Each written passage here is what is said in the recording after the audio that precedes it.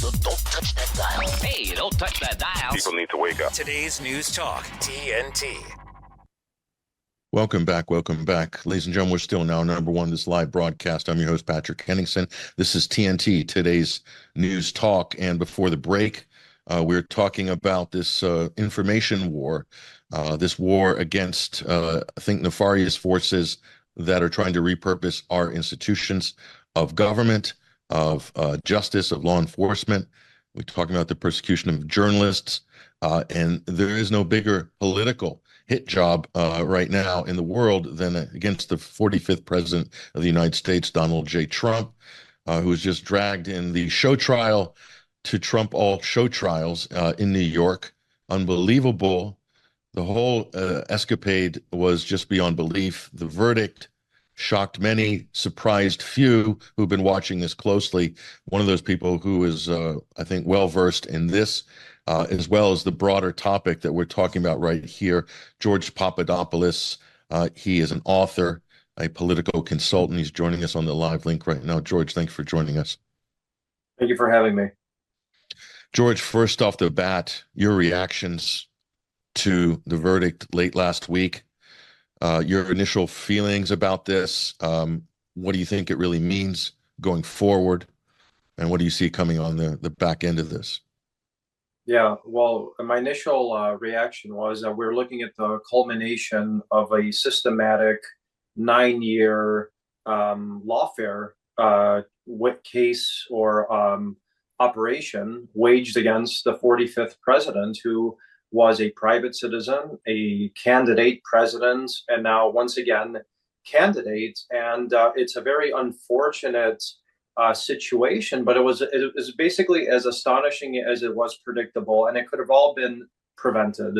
It could have been prevented if, when the lawfare that was waged and the spying that was waged against the 2016 campaign was stopped, and those people who conducted that illegal activity were held accountable.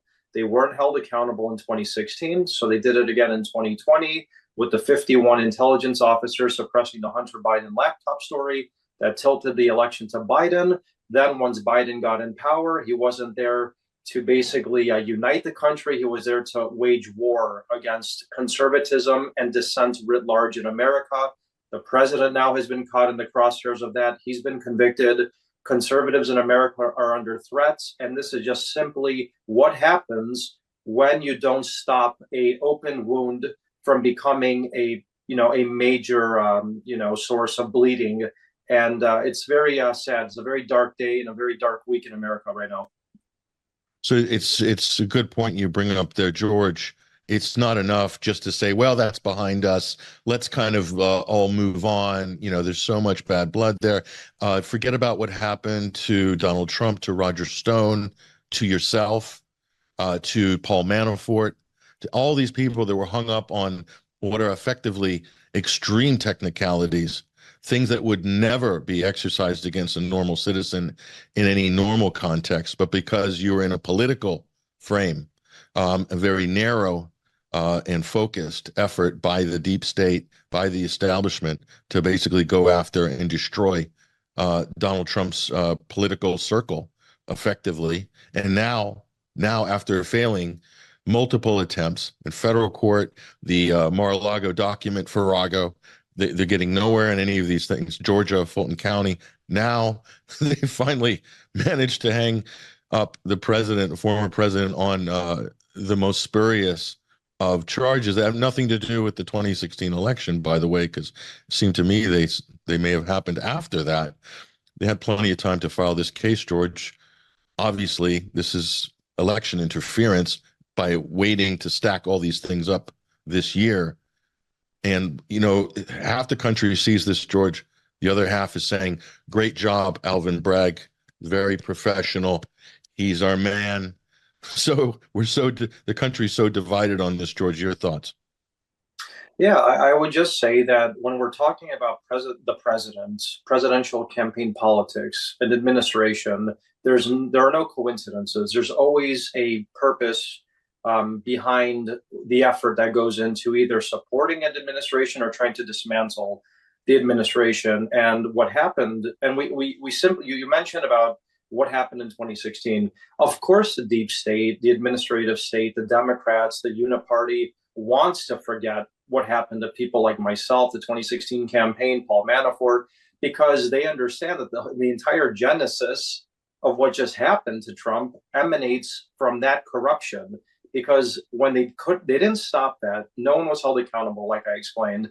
Then it metastasized into not only these criminal cases we're talking about today, it also resulted in impeachment 1.0, impeachment 2.0. You had this attempt to subvert him from within, and now, of course, the Georgia case is collapsing.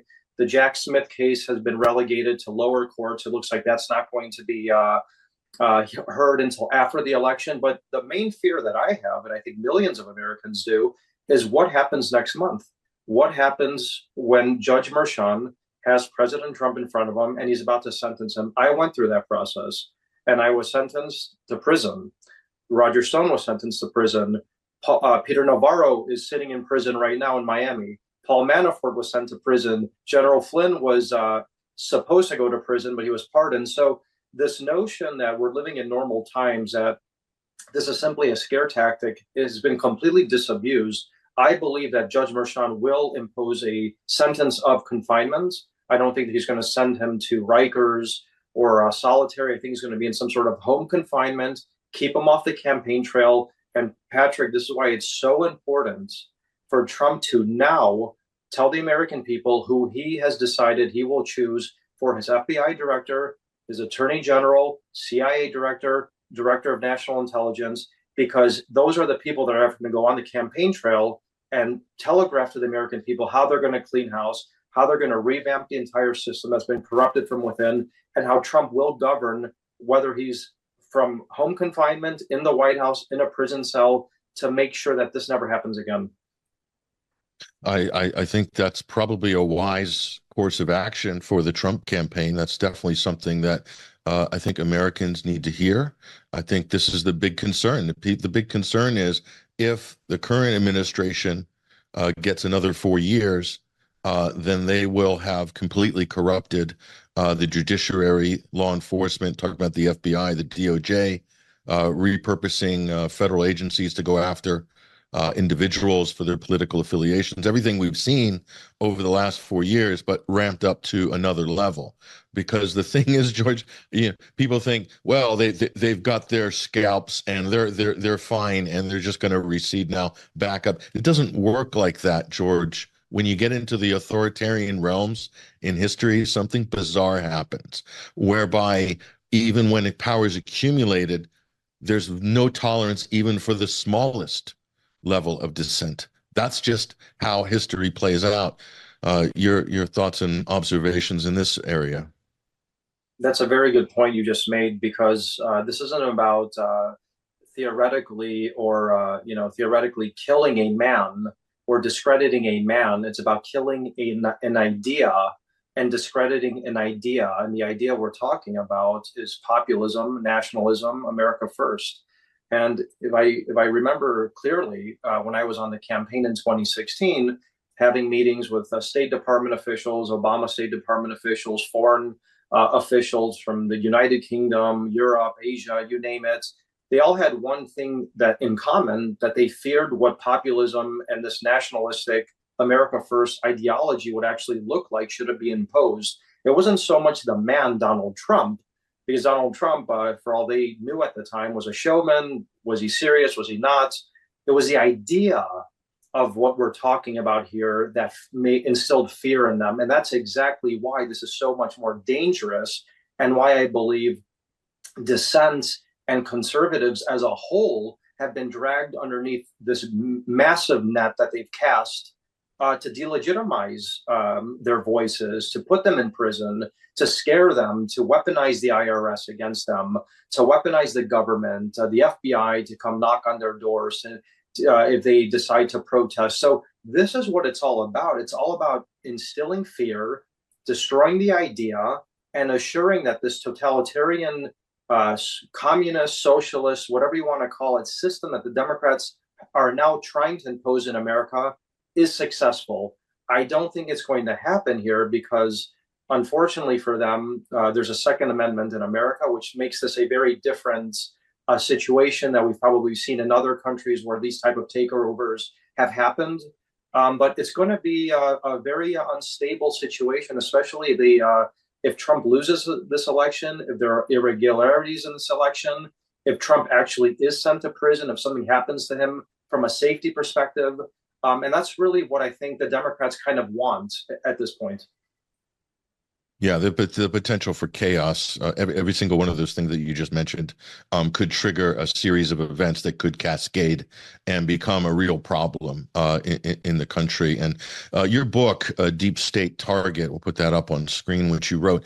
It's important that people understand. You're talking as a political commentator, George, and you have great insights into politics, but you're not talking about this as a remote observer. You actually directly involved in these very things that we are exposing here. And I think you outline that really well in your book. I'm going to encourage people, if you haven't got this book yet, it is absolutely riveting. It is a firsthand account. It is, George, your story of what you went through, the ordeal you went through, and how you came out the other side.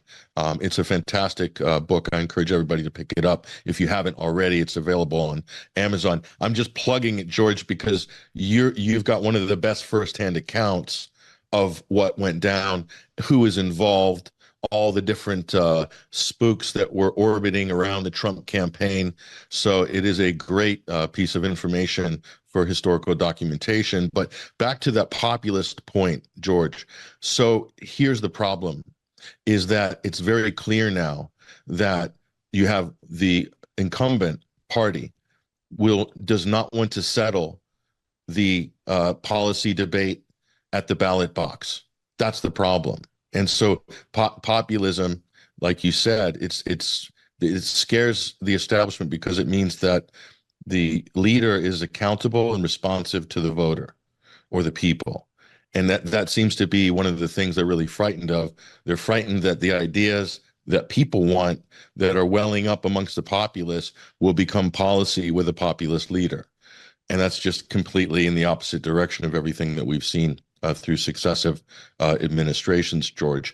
So the fact in America, if you can't settle this at the ballot box, then you get this really terrible situation where institutions start degrading, things become dysfunctional, institutions become corrupted because we don't get that opportunity to reset every 4 years.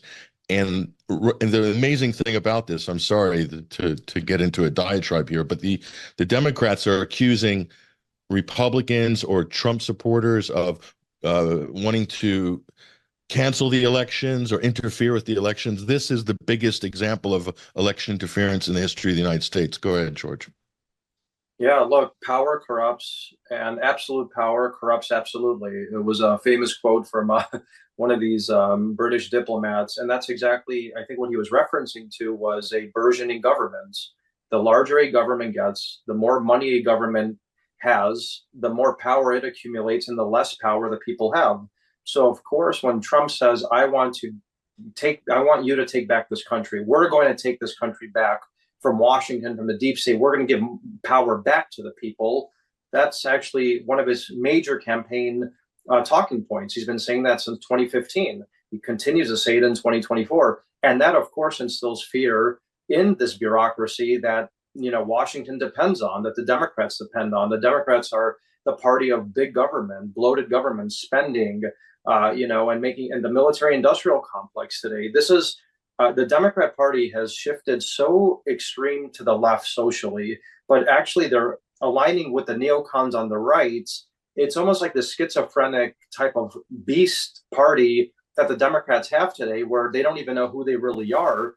They just simply have been co-opted by these agendas, the agendas that have come, I believe, from abroad, that have been financed, by some dark forces and some foreign money that's been reported. And then, of course, you have the military industrial complex and their appetite for forever war. And, when Trump says he wants to cut governments, limit governments, stop wars, prevent wars, bring back jobs to America, this isn't something that DC wants. This isn't how DC thrives. DC thrives on creating conflict and keeping them on a forever simmer so that the consultant class can solve them slowly but maturely or never solve them. As a solution-oriented problem solver that Trump is, he creates a havoc for these people, and he makes their jobs completely useless. So this is really what he's up against. This is the deep state. This is the entrenched bureaucracy that everybody talks about forever. And this is what Trump is actually facing, what the American people are facing today. And unfortunately, if Trump does lose, whether it's the Uniparty, the Rhinos, or the Democrats, we're going to have things continue as they are now, and that's going to be very dangerous for America and the world. It is, and if it's anything to go by the 2020 election, the amount of fake news, fake polling, fake narratives that were just injected into the conversation in the months running up to that election, not to mention the covering up of actual scandals, as you mentioned before. We are in for quite a roller coaster in the next 5 months, and I'm not happy about it. They're not very confident about Joe Biden's chances, and I think this is one of the things that instills a lot of stress and fear in Democrats. They have one of the worst candidates ever you could possibly field for an election, one of the most unpopular incumbents in history, if you go by the actual numbers.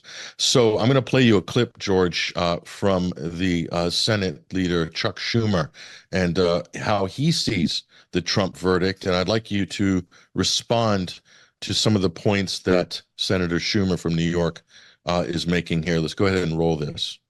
So, Madam President, last Thursday, a jury found former President Donald Trump guilty of 34 counts of falsifying business records as part of a hush money scheme. Former President Donald Trump is now a convicted felon. The most important takeaway from this case is that nobody's above the law, including Donald Trump. The former president went through the same legal process that all Americans go through. He was tried according to the facts and the law and was found guilty by a jury of his peers.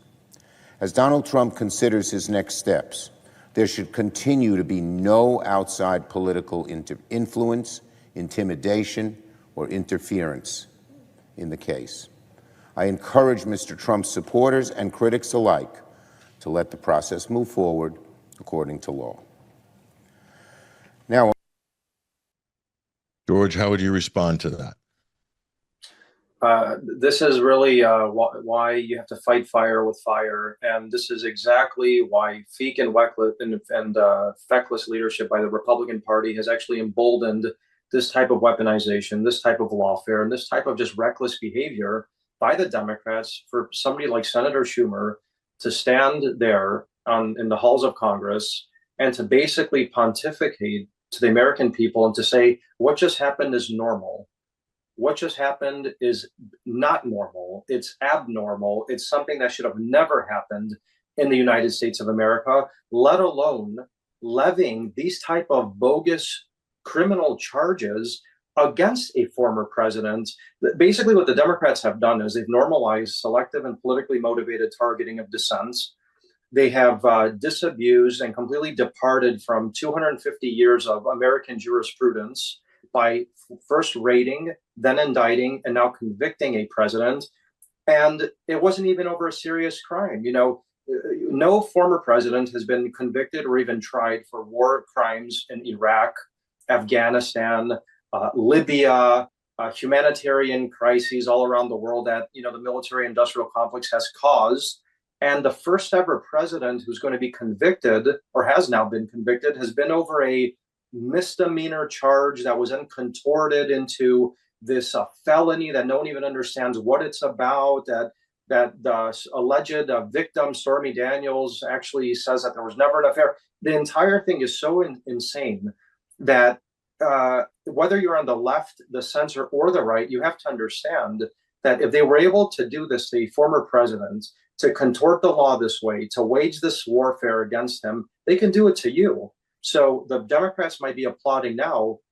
If you have a person like an Attorney General Ken Paxton in the next administration, or an Attorney General like Matt Gaetz, or even like a General Flynn who comes into power in some sort of a leadership position at the Department of Justice or the FBI, you're probably going to see that type of boomerang effect against the Democrats. But that's not even something that I would like to see as an American, because I don't want to see the tit for tat, this forever warfare. I want to see free and fair elections, the best man or woman elected, and that the American people's will is going to be approved and supported.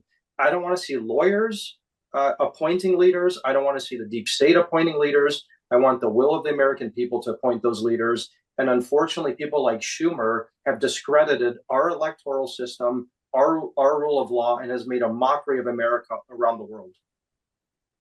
I think you said something very important there, George. You know that if there is a new administration after November, that backlash in some way, shape, or form is coming, but you don't want to see that type of divisive political bloodbath. But the problem, George, is if one side pushes it so far that it just requires a huge effort to recorrect or to rebalance the situation in order to preserve the institutions, then there's going to be a harsh backlash. It's just unavoidable. The problem is once you get into that back and forth cycle, things can get messy very, very easily, and people's reactions are going to be irrational. They're going to be crying fascism from the top of their lungs, even though what we have seen are the most fascist practices since 2016. I mean, that anyone in our lifetime has ever seen. So the problem here, George, is, and we struggle with this, is you're talking to one side, they see reality totally differently, and you're talking to another side, they see reality totally differently. It's very hard to bridge this. I think it requires very strong leadership that has good communication skills and that can get right to the heart of the issue and touch the hearts of American people. If that doesn't happen, it will, either way, it's just going to be an ugly outcome. That's the big challenge here, George. I think they pushed it way, way over the edge. I think we can all agree. History will look back at this episode since 2016, especially this year, as going way, way too far in terms of politicization. That's the challenge, George. Do you think about this? Is there a path to resolve this that everybody can, at least most people can agree on? Yeah, look, Obama had his so-called wingman, Eric Holder. Trump had two weak attorney generals who basically subverted his government, Jeff Sessions, and then Attorney General Barr, who completely did his best to cover up the spying scandal. And Biden now has Attorney General Merrick Garland, who does his bidding. You have people like Colangelo, this high-ranking Department of Justice official who just left his cushy Washington, D.C. job to downgrade to a DA Manhattan criminal case against Trump. Now, that, of course, begs the question, was Biden himself instructing this? Did all of this emanate from the White House? I think we could draw the logical inference that, yes, absolutely, the Biden administration was running this. So moving forward, how do you solve this? Trump needs his own wingman or wingwoman. And that wingman or wingwoman as Attorney General simply has to do one thing. That is, apply the law equally and fairly and actually prosecute high-profile Democrats, which for some bizarre reason, House Republicans, Senate Republicans, and attorney generals don't seem to want to, and expose them for the American people to see, and then let the dice roll as it should. And I think as long as we just get the facts out there, we just indict these people with the facts behind us, because I promise you, what Obama did in 2016, what Hunter Biden, this criminal activity with Burisma, with Ukraine, the payments from Romania, from China, from Ukraine to Biden, all of this stuff, if they can indict Trump over these type of bogus things, and you can indict a ham sandwich in today's kangaroo court system that we're living, you can indict the Democrats on one or dozens of charges. That's what Trump's next attorney general has to do, and just let the process play out. There's no reason to pound your chest or her chest. Let the facts go where they are. And then once that's over with, we will finally heal as a nation, and people will really see who the real criminals were and who the real innocent people were. And Trump and his team are going to come out in history as victims of a political persecution, while Obama and Biden are going to be viewed as the most politically corrupt leaders America's had in history. I'm glad you laid that out, George, because you're one of the first people to articulate a path forward after the election if there's a successful Trump campaign in November. So I think that's really important. Now, I'd like to talk about the role of the House, of Congress, in all of this. Can Congress do anything? Why aren't they doing more through these controversies that we're talking about affecting all sorts of people in the political sphere right now, including the 45th president of the United States, Donald J. Trump, who is arguably the greatest target of organized lawfare possible. Well, I would say in American history. That's pretty safe to say. This exceeds, South American standards, George. I mean, even the blatant circus that we're seeing here wouldn't even fly in Brazil right now, but somehow for a lot of people in America, it's acceptable.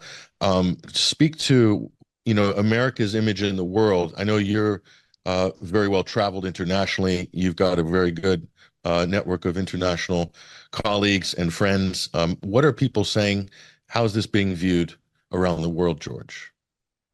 Yeah, that's a good question because usually when a sitting administration or regime, because you have both in this world, weaponizes the legal system against a political opponent in pursuit of a political agenda or to stifle dissents, that individual is usually universally condemned or sanctioned or blacklisted. But when the Biden administration does it, they are applauded as champions of justice, and prosecutors on CNN, MSNBC, ABC, CBS, and mainstream media applaud them for their goodwill, even though they're completely eroding all that makes America great, and that is not having a two-tier justice system. There's nothing more dangerous to our functioning as a republic than a two-tier justice system, and that's what you do see in despotic regimes, in banana republics, in totalitarian states, which are derided for all right purposes, mocked and sanctioned, as I explained. And certainly, when I do talk to colleagues abroad, whether they're in Latin America or in Europe, especially just recently doing major interviews in some of in Italy's publications, and they are horrified. They basically didn't see this coming. They thought that yes, they didn't like Trump.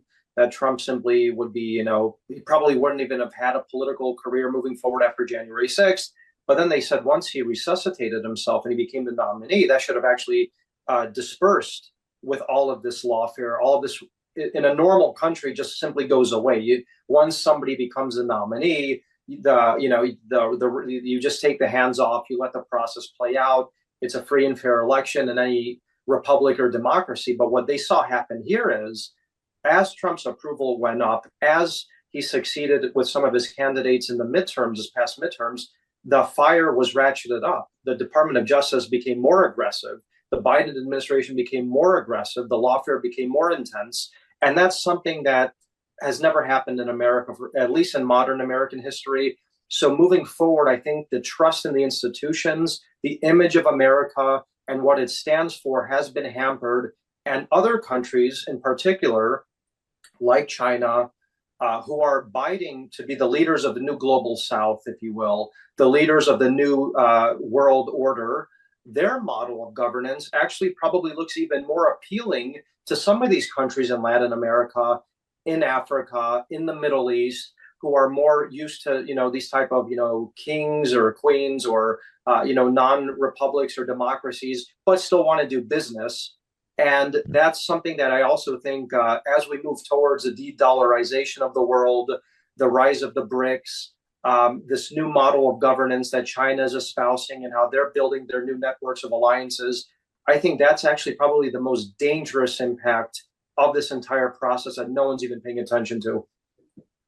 Yeah. I mean, at a time, as you say, George, at a time when the U.S. needs as many allies as it possibly can get, this is that critical period, and they're potentially losing allies based on what people are seeing, how the U.S. is kind of weaponizing its financial instruments around the world. But I wanted to talk about this part of the conversation. It's a very tenuous and a frustrating part. U.S. Congress came out of the gates with so much promise, gathering information, for Biden impeachment, James Comer, Jim Jordan. It looked like it was going in the right direction. It really did. A lot of people, they came with receipts, and it looked like they had the goods. And there's plenty to pick at when it comes to the Bidens, as you probably well know. But what happened? It seems like this effort has stalled. And is there going to be a result on the end of this? Are they going to kick the can down the road till after the election? There's so much evidence, George. There's plenty of culpability and criminality to choose from. Your thoughts on that? Yeah, just leave it up to the Republicans in Congress to once again let everybody down, because that's really what they have been doing since Trump really ascended to the Oval Office. They have never actually supported Donald Trump, his agenda. If you actually look, people go back to 2016 and say, oh, Trump had both houses of Congress. He had the House and the Senate, but he got nothing done. Of course he had. He was unable to get anything done because people like McConnell, Mitt Romney, Rubio were basically hoping that Mueller was going to throw him in prison.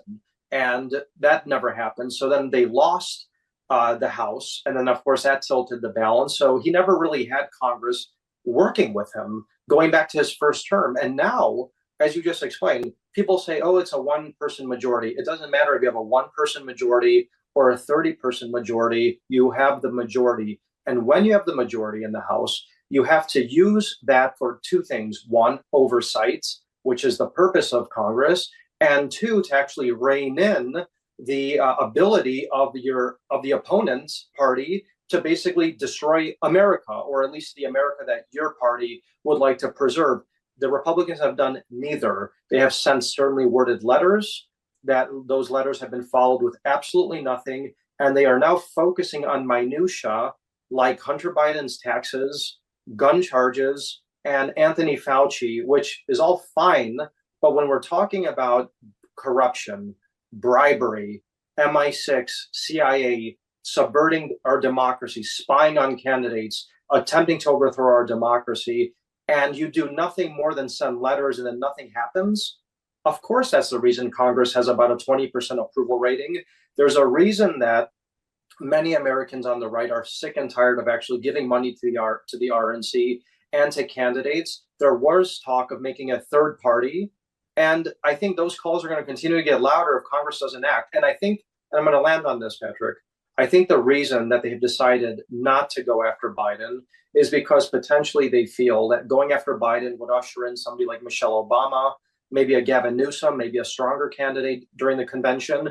And I think after the convention, once Biden is, I guess, appointed or is the nominee, if the Republicans don't go after him, then I think you have to go and primary these people. And that's really the only logical explanation when you have people like Comer and others having receipts, not going after him at this point in time. Yeah, and there's just that little issue of Ukraine. I mean, a lot of the evidence that's stacked up against Joe Biden and that Hunter Biden's connected with have a direct line to Ukraine, who is the country right now that's very close to dragging the United States into a nuclear confrontation with Russia, with the Russian Federation.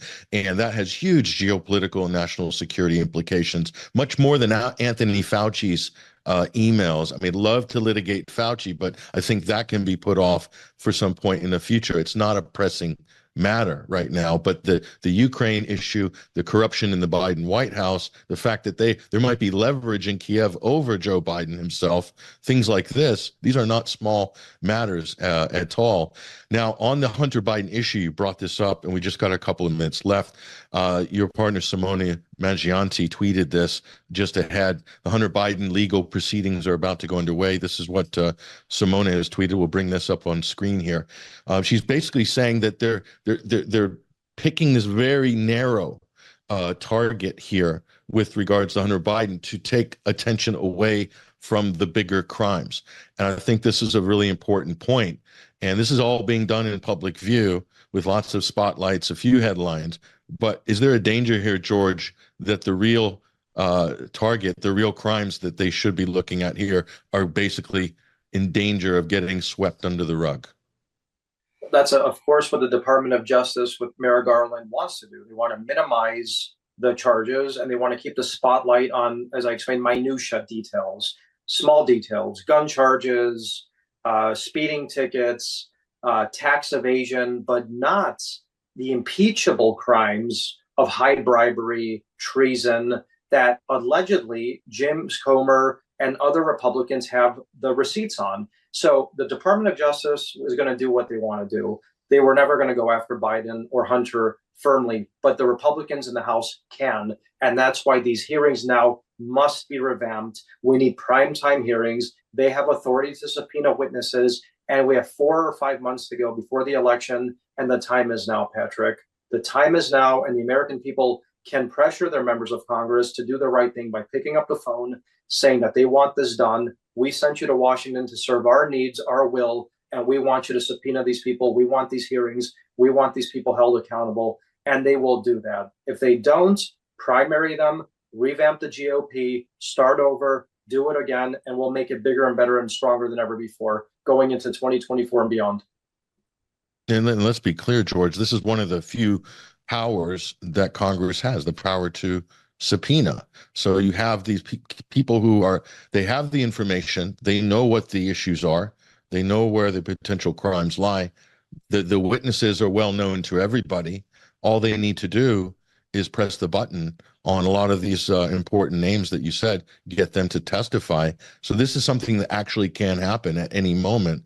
But as yet, we haven't seen this happen. What do you think's holding this up? The only thing that I could potentially think of is that they're waiting for the convention. They want to assure that Biden will be the nominee. I don't believe that they want to weaken, and this is just my assumption, and I hope I'm correct because any other explanation is completely out of whack, that they don't want to weaken Biden to the extent that he's basically overthrown at the convention, where they appoint somebody like Michelle in Chicago or Gavin Newsom or a stronger candidate.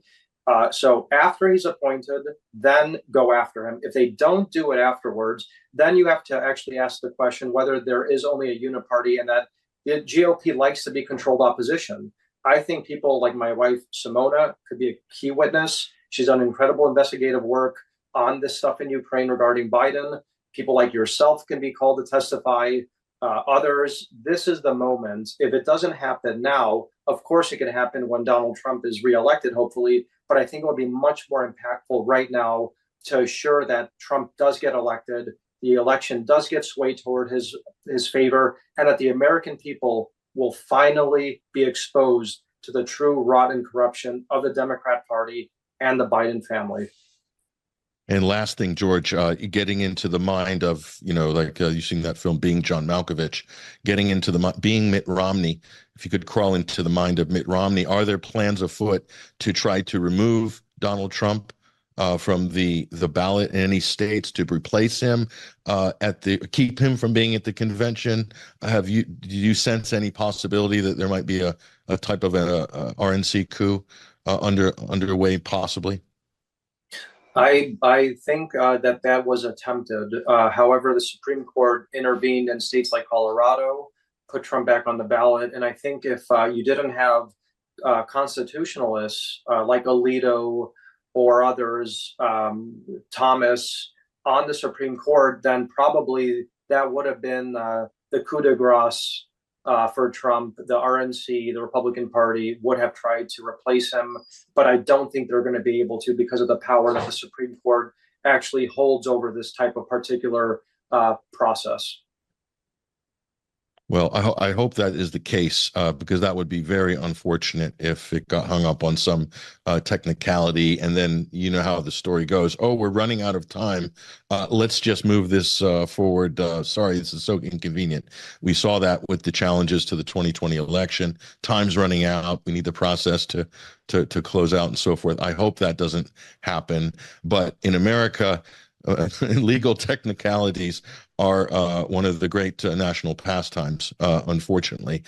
So I hope that we don't see that. George Papadopoulos, and we'll bring your book on screen as well, author of Deep State Target, former Trump advisor, political consultant. We really appreciate your perspective on these very important matters, George, at this really key time in history. I don't think that's an exaggeration. It's going to be very interesting the coming months. I look forward to keeping in touch with you and getting your take on how things are developing. Thank you so much for having me. There he goes, ladies and gentlemen. That is George Papadopoulos. A lot of important takeaways there in reaction to what's happened last week. The ramifications of this going forward, you just can't downplay. They are significant. They're going to affect everybody eventually, no matter what side of the aisle you think you're on politically. So everybody has to take a keen interest in these issues. It will affect you, and it maybe for some of you it already has. Anyway, we're going to take a break right now. Top of the hour news headlines coming up. And when we return, Colonel Daniel Davis, decorated military veteran from the U.S., has a lot of concerns, as do I, about Ukraine targeting Russian early warning nuclear systems with U.S. weapons. We're going to unpack this important story in the second hour. Stay with us. This is TNT, today's News Talk.